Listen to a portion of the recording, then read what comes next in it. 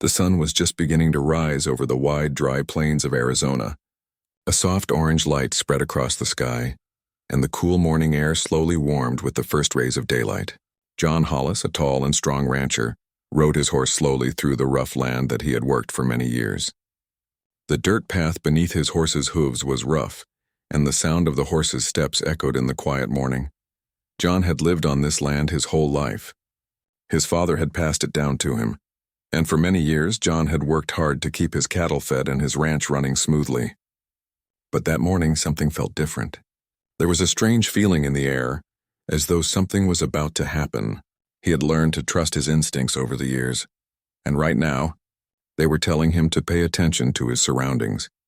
As he rode further along the edge of his land, past the tall dry grasses and the scattered desert shrubs, he noticed something unusual. Up ahead, under the shade of a small group of trees near a creek, 3 figures lay on the ground. At first, John thought it was just some cattle resting or maybe even a family of deer. But as he came closer, his heart skipped a beat. These were not animals, they were people. 3 young girls, no older than 12 or 13, were lying on the ground asleep. They were covered by the shadows of the trees, their faces peaceful in sleep, their clothes worn and torn. John stopped his horse, confused and shocked. What were these girls doing here, so far away from any town or settlement? And why were they sleeping on his land? He carefully looked at the girls. They had long, dark hair braided in the traditional style of the Apache people. Their skin was tanned from the desert sun, and their faces showed signs of travel, dirt, exhaustion, and the weariness of a long journey. John felt a mix of surprise and worry. How had they ended up here? What had happened to them? John had heard stories about the Apache people. He had grown up hearing about the struggles between settlers like himself and the Apache tribes. Tensions had been high for many years. Settlers and Apache tribes often fought over land and resources, and sometimes violence broke out. The government had tried to move the Apache people to reservations, but many resisted. It was a difficult and dangerous time for both the Apache and the settlers. As a rancher, John had seen his share of hard times, but he had also worked hard to stay out of the fighting. He had always focused on his cattle and his land, believing in hard work and simple living. But today, as he looked at the 3 girls, he realized that this was different. Something was happening right in front of him, something that he had never expected. John dismounted from his horse slowly, trying not to startle the girls. He kept his distance for a moment, watching them closely. The last thing he wanted was for them to feel threatened or scared. He knew that fear could make people do strange things. He was also careful to keep his hand close to the rifle on his side, just in case something went wrong. The morning was still quiet, with only the sounds of birds calling in the distance and the soft rustle of the desert wind moving through the trees. John took a deep breath and stepped forward, his boots crunching on the dry ground as he moved closer to the girls. He didn't know what to do, but he knew he had to make a decision. John had been raised to be kind to others, especially when they were in need. But helping these girls could cause problems. He had heard stories of settlers being attacked by Apache raiders, and he knew that many of the settlers in the area wouldn't be happy to see Apache people on his land. Some of them would see it as a threat, but John couldn't shake the feeling that these girls needed help. He had never seen children alone in the desert like this before. As he got closer, one of the girls stirred. She was the oldest, probably around 12 or 13 years old. She had sharp, dark eyes that opened slowly, blinking at the bright sunlight. She rubbed her eyes, and when she saw John standing there, she froze. For a moment, the two just stared at each other. The girl looked confused and frightened, but she didn't scream or try to run. She stayed where she was, her eyes fixed on him. John didn't move. He didn't want to scare her. Slowly, he spoke in a calm voice, trying to sound as friendly as possible. "Are you all right?" he asked gently. "You're safe here." The girl blinked, then sat up slowly. The other 2 girls woke up as well, their faces still sleepy but full of confusion. The girl who had woken up first spoke, but her voice was soft and hesitant. She spoke in a language John didn't understand. It was the Apache language, he realized. John didn't know much about the Apache language, but he had learned enough over the years to recognize the sounds. He didn't respond in Apache, though. Instead, he tried again in English, hoping that she would understand. "You're safe here," he repeated. "I'm a rancher. My name is John. The girl looked at him carefully, and then to his surprise she answered in broken English. Her voice was quiet, but he could hear the fear in her words. We lost our village," she said slowly. "Our families. The soldiers came, we ran. We've been walking for days, we need help." John's heart sank as he listened to the girl's words. The soldiers? It was clear now why they were here. They had fled from something. And now they were alone in the desert, far from home. John knew the world was a dangerous place for children, especially children from the Apache tribe. He could see the fear and exhaustion in their eyes. The girls were alone and they needed help. But what could he do? He looked down at the girls, their faces tired and scared. In that moment, John made a decision. He couldn't leave them here. He would help them, even if it meant facing the risks. "I'll help you," John said, his voice firm. "You can rest here. I'll get you food and water." The girls looked up at him, their eyes full of uncertainty, but also a hint of hope. For the first time since John had found them, they smiled. Weakly, but it was a smile. The morning passed slowly as John watched the 3 Apache girls rest under the shade of the trees. The air was growing warmer, the sun climbing higher into the sky, but the girls seemed to be recovering from their long journey. They had eaten the food John offered them, some hard bread, dried beef, and a little water, and were now lying back, their eyes closed in quiet rest. John sat a little farther away, his horse grazing nearby. He kept an eye on the girls, making sure they were all right, but his mind was racing. The words the oldest girl had said still echoed in his head. "We lost our village. The soldiers came." The thought of soldiers chasing them through the desert made John uneasy. It reminded him of the stories he had heard over the years. Stories about Apache raids, battles with the army, and the constant fear of losing everything. But it wasn't just the soldiers he feared. It was the whole situation. What was he supposed to do now? John had lived a quiet life. His ranch was far away from town, and he liked it that way.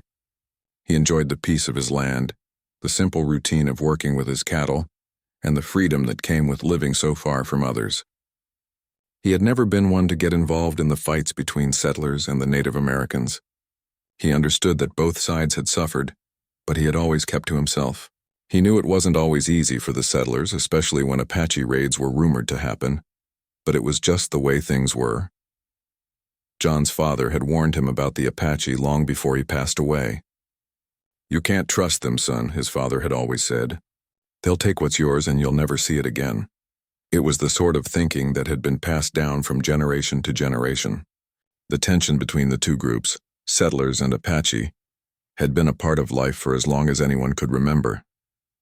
John knew that many settlers felt this way, but his own father's words haunted him. He wanted to help these girls, but the fear and mistrust that had been taught to him over the years were hard to shake. Sitting there, watching the girls, John tried to understand what had happened to them. How had they ended up alone in the desert? What had the soldiers done to their village? These questions troubled him, and his heart ached as he thought about what these children must have gone through. After a while, the middle girl, the one who had spoken to him in broken English, sat up. She looked at John with curious eyes, her face soft and young but filled with the wisdom of someone who had lived through hardships far beyond her years. Her clothes were ragged and her bare feet were covered in dust, but there was something strong about her, something that told John she had survived a lot to make it this far. She spoke quietly, her voice hesitant but clear. Where will we go?" she asked, her eyes searching his face for an answer. John thought for a moment before responding. He had no answers for them. He had no plan, no idea where they could go or what they could do. The nearest town was many miles away, and the people there might not be kind to these girls. After all, settlers in the area had a deep mistrust of Apache people. What if they thought John was helping the enemy? What if they came after him? He had heard rumors of settlers who had been attacked for giving food or shelter to Apache people. The risks were high, and John didn't want to bring trouble to his ranch. But looking at the girls' tired faces, he knew he couldn't just send them away into the desert to fend for themselves. They were children, lost and frightened. He had to make a choice. "I don't know," John replied honestly, his voice softer than before. "I don't know where you should go, but I can't send you away. You can stay here for now and we'll figure something out." The middle girl nodded slowly, her face filled with quiet relief. She seemed to understand that John wasn't making any promises, but he was offering them safety. For now. She looked at her two companions, and they gave a small nod as well, as if they too trusted him. John knew this was only a temporary solution. He couldn't keep the girls on his land forever, not without risking trouble with other settlers or the military. But for the moment the girls needed shelter, and he was willing to give it to them. As the day went on, John did his best to make them feel comfortable. He led the girls to a small cabin near the creek, a place where he usually kept his tools and equipment. It wasn't much, but it was a safe place, and he thought it would be better than having them sleep under the trees in the open desert. He found some blankets and made them a small fire, cooking a simple meal of beans and more dried meat. The girls ate in silence, their faces serious, but John could see that they were grateful. They weren't used to being taken care of like this. He could tell from the way they looked at the food and the way they cautiously accepted his kindness. As they ate, John tried to talk to them, asking simple questions to understand more about their journey. The oldest girl, whose name John learned was Amia, spoke more than the others. She was the one who had first woken up when John arrived. She explained that they had come from a small Apache village near the mountains, a place that had been attacked by soldiers. She didn't say much more about what had happened, but John could see the sadness in her eyes. Our people were taken, Amia said quietly, her voice barely above a whisper. We ran when we heard the soldiers coming. We thought we could make it to the desert and be safe. John didn't press her for more information. He could see that it was too painful to talk about. Instead, he simply nodded, offering her a cup of water. I'm sorry, John said, his voice thick with emotion. He didn't know how else to respond. What could he say to children who had lost everything? Amia looked at him, her dark eyes filled with a mixture of fear and trust. Thank you for helping us, she said quietly. John gave her a small smile, though it didn't reach his eyes. He didn't feel like he deserved thanks, but he knew that for now this was the right thing to do. As the sun began to set, casting long shadows across the land, John sat by the fire with the girls. The desert was still, the only sounds the crackling of the fire and the soft rustling of the wind through the trees. John didn't know what tomorrow would bring, but for now he was doing what he could, and that for him was enough. The next few days passed slowly, but the weight of the decision John had made was never far from his mind. The girls, Amia, the oldest, and the younger two, Sana and Tyen, remained at the small cabin near the creek. John had set up a makeshift shelter for them there, trying to make it as comfortable as he could. He provided them with food, water, and the safety of his ranch. But every time he looked at them, he was reminded that his help could bring trouble he wasn't sure he was ready for. The sun was high in the sky when John first noticed the dust rising in the distance. It was a cloud of it, heavy and thick, coming from the direction of the nearby road. John squinted, trying to make out what it was. At first, he thought it might just be the wind kicking up the dry earth, but then he saw the figures riding toward him, men on horseback moving fast. His heart skipped a beat. He knew who they were before they got close. There was only one group of people who would ride that quickly on the rough open land. Settlers. And not just any settlers, these were men from a nearby ranch. John had seen them before, mostly when he was getting supplies in town, but he didn't know them well. He had always kept to himself, not wanting to get involved in the gossip and back and forth between ranchers. But now, as he watched the men ride closer, his stomach churned with anxiety.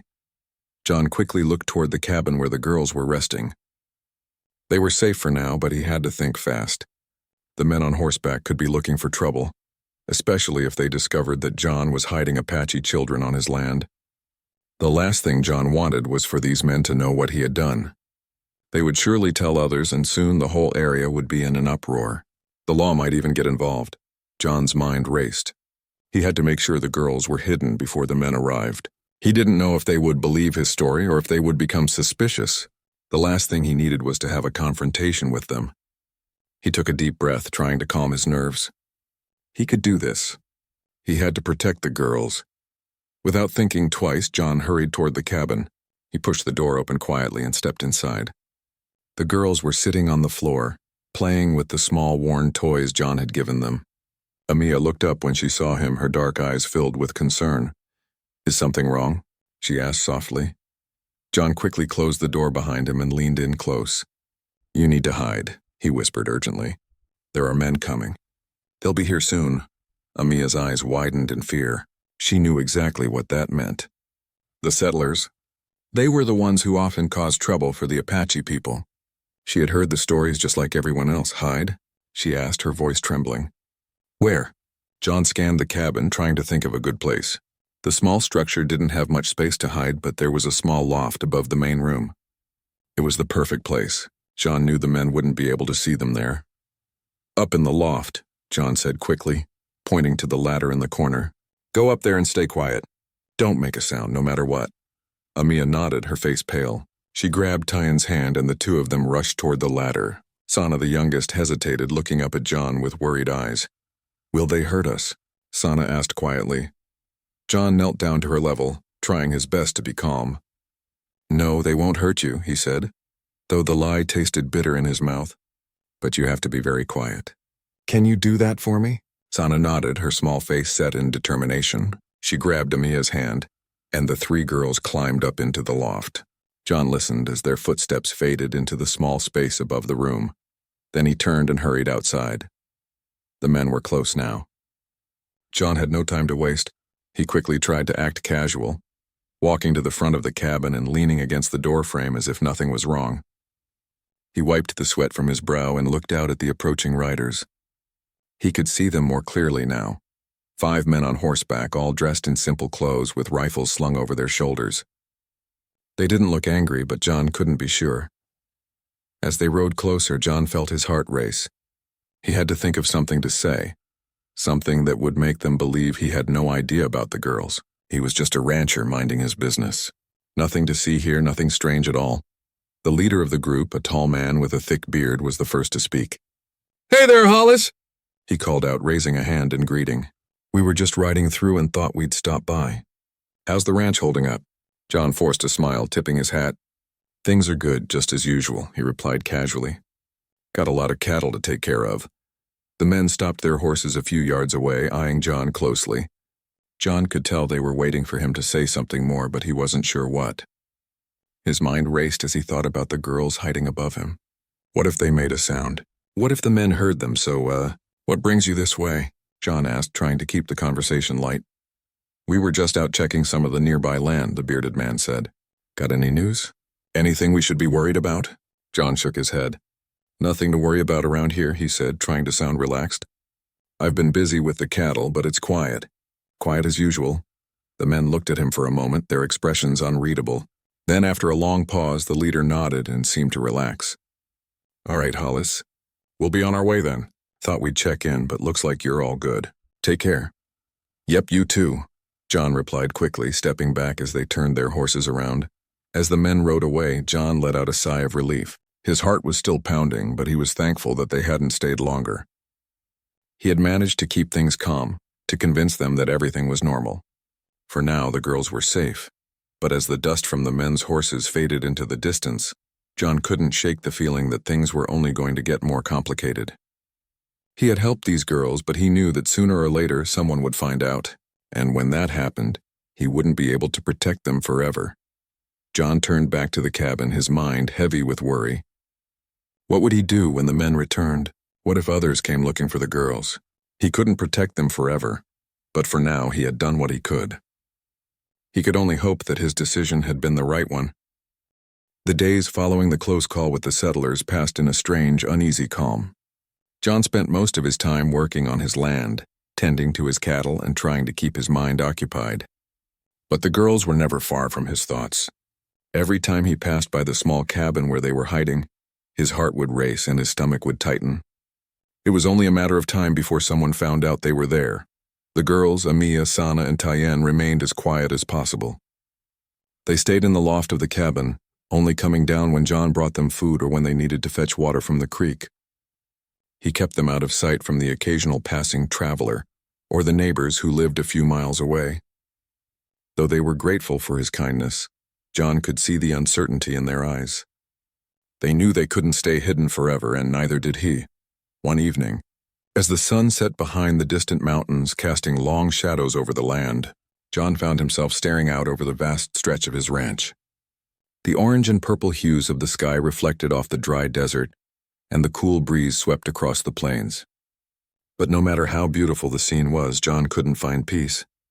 The weight of his decision pressed down on him like a heavy stone. What if the settlers came back? What if the military heard rumors of Apache children being sheltered here? What would happen then?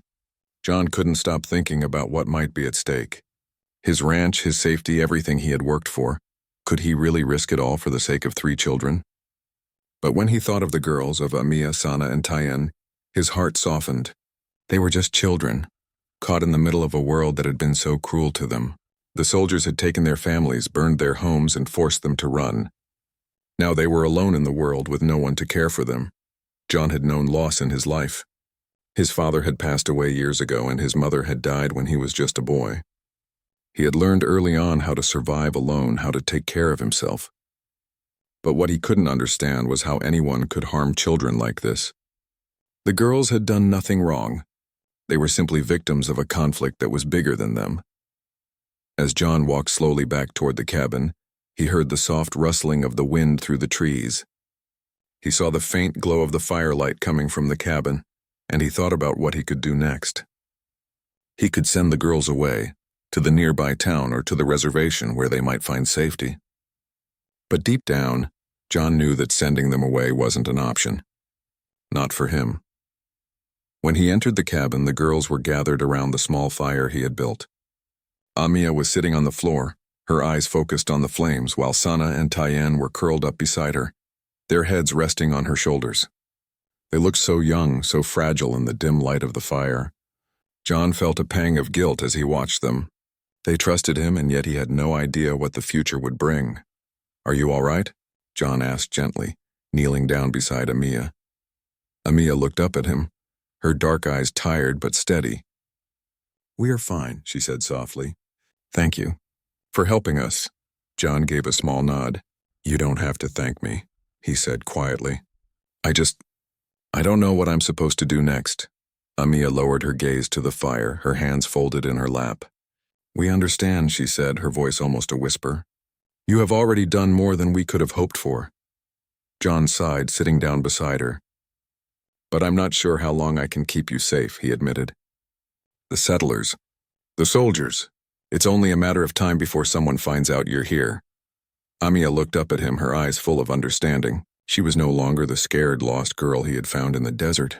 Over the past few days, she had become more confident, more determined. But there was a sadness in her eyes, a deep sadness that told John she had seen too much pain already. "We know," she said softly. "We don't want to bring you trouble. We can leave if you need us to." John felt his heart tighten at her words. "I can't send you away," he said quickly. "Not like this. You've been through too much already. But I don't know how to keep you safe without putting myself at risk." Amia paused, her eyes thoughtful. Maybe we don't have to stay here forever," she suggested.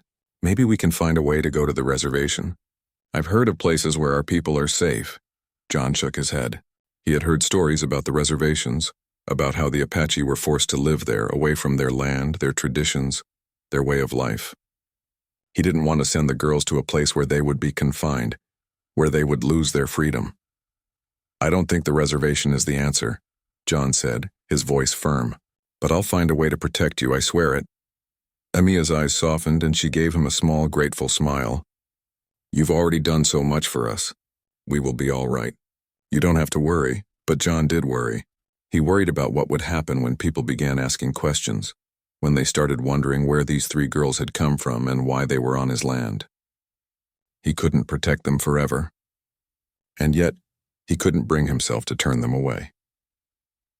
The next morning, John rode into town hoping to get some supplies. He needed food and some tools for repairs, but more than that, he needed a little time away from the ranch to think. The tension was beginning to weigh heavily on him, and he needed to clear his mind. As he passed the local store, John saw a few of the other ranchers talking outside. They waved to him as he passed, and he nodded back, trying to act as normal as possible. He wasn't sure if anyone had noticed anything strange about his behavior, but he couldn't afford to be careless. John stepped inside the store and gathered his supplies quickly, trying to keep his mind focused on the task at hand. But as he turned to leave, he overheard a conversation between 2 men standing near the counter. "You hear about that Apache attack over near the mountains?"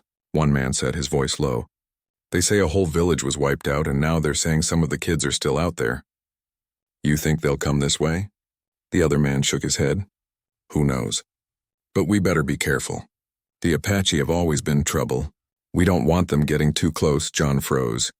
His blood ran cold as the words hung in the air. Some of the kids are still out there. The thought made him uneasy. He turned quickly and left the store, his mind racing. If the Apache were looking for their children, if they were being hunted, what would happen to the girls? What would happen to him? The days that followed were filled with uncertainty, but also with a growing sense of determination. John could feel the pressure mounting on him from every side. The settlers were starting to talk more openly about the Apache attack near the mountains, and there were whispers about children still being lost in the desert. John knew that sooner or later someone would put the pieces together and realize that the 3 girls were on his land. He had done his best to keep them hidden, but even that was becoming difficult. The weather had been unusually hot and the creek had started to dry up. John had to go further and further to find water for his cattle, leaving the girls alone at the cabin for longer stretches of time. It made him nervous, and he could tell that the girls were beginning to feel the same way. They were no longer as calm and trusting as they had been when John first found them. There was a quiet sadness in their eyes now, a fear of what might come next. One afternoon, as John was returning from a long ride to the creek, he saw something that made his heart stop. In the distance on the horizon, a group of riders was approaching. They weren't from the nearby ranches. These men looked different. They wore the uniforms of soldiers, the same kind of soldiers who had taken the Apache from their land in the first place. John's stomach twisted into knots as he watched them draw closer. He had heard rumors of military patrols searching for Apache children. He had tried to ignore it, to believe it was just talk. But now, with the soldiers so close, he couldn't deny it any longer. They were coming for the girls. Without thinking, John turned and rode toward the cabin. His mind raced. He had to warn them. He had to get them out of there. But where could they go? The desert was vast, and the soldiers would be searching everywhere. When he reached the cabin, the girls were already outside, sitting under the small tree near the creek. Amia was the first to see him. Her eyes went wide with recognition as she saw the look on John's face. She stood up, her hands trembling, and quickly ran toward him. "What is it?" Amia asked, her voice tight with fear. "What's wrong?" John dismounted quickly, his heart racing. "Soldiers," he said, his voice low. "They're coming this way. You need to hide now." Amia's face paled, and she grabbed Tyann's hand. The youngest girl, still small and innocent, looked up at her older sister in confusion. "What's happening, Amia?" "They're here to take us," Amia said quietly, trying to keep her voice steady. "We need to go, now." John could see the panic in their eyes, and for a moment he felt a wave of helplessness. He had no answers for them. He didn't know where they could go, how they could escape, or even if they could survive out there on their own. But he knew one thing for certain. He couldn't let them be taken. "Come with me," John said quickly. He grabbed Amia's arm and led her toward the barn. "We'll hide in there. It's far enough from the cabin that they might not see us." The girls followed, their small feet quick and quiet on the dry earth. As they entered the barn, John looked around for a place to hide them. There were hay bales stacked in the corner, and a small storage room toward the back of the barn. It wasn't much, but it would have to do. "Stay here," John said firmly. "Don't make a sound. I'll keep them away." Amia nodded, her face filled with both fear and trust. "Thank you, John," she said quietly, and John could hear the gratitude in her voice. It made his heart ache. He wasn't sure how much longer he could protect them. John stepped outside the barn, his heart pounding in his chest. He could hear the soldiers getting closer now, the sound of their horses' hooves on the dirt growing louder. He quickly made his way toward the barn door, trying to stay hidden behind the shadows of the trees. He wasn't sure how long he could keep the soldiers from finding the girls, but he knew he had to try. As he crouched behind the barn, waiting for the soldiers to arrive, his thoughts raced. He could fight them, he thought, but that would only lead to trouble, maybe even violence. And in the end, it might not make any difference. The soldiers would still take the girls. They were determined to find them, no matter what. But then something unexpected happened. As the soldiers neared the barn, they slowed down, their horses moving at a careful pace. John held his breath, watching them through the gaps in the barn's wooden walls. They didn't seem to be in any hurry, and they weren't shouting or searching aggressively. For a moment, John thought they might just pass by. The leader of the soldiers, a tall man with a stern face, pulled his horse to a stop and looked around. His sharp eyes scanned the area, and John's heart skipped a beat. But instead of walking toward the barn, the soldier turned and called out to his men. "Nothing here," the soldier said, his voice rough but calm. "Let's keep moving." John stayed still, his body tense with the fear that any second now they would change their minds and start searching the barn. But the soldiers didn't. They turned their horses around and rode off, their figures slowly fading into the distance. John let out a long breath he didn't realize he had been holding. He was safe for now, but he knew that the soldiers could return at any time, and next time they might not leave so easily. When he finally walked back to the barn, the girls were waiting, their faces filled with confusion and fear. They had heard the soldiers too, but they didn't understand why they had left. "What happened?" Amia asked, her voice barely a whisper. "I don't know," John said quietly, "but they left." The girls stared at him for a long moment, as if they couldn't quite believe what had just happened. Then slowly, Amia nodded. "You saved us," she said softly. John shook his head. "I didn't do anything," he replied. "They just left." Amia's eyes filled with tears, and she stepped forward to hug him tightly. "You did more than anyone else ever would. You've given us a chance." John stood there for a moment, caught between the girl's gratitude and the knowledge that his actions could only delay the inevitable. He couldn't keep them hidden forever, and the world they lived in was not one that offered many chances for survival. But in that moment, as the sun began to set and the night slowly crept across the land, John knew one thing for sure. He had done what was right, and for the first time in a long while, he felt at peace.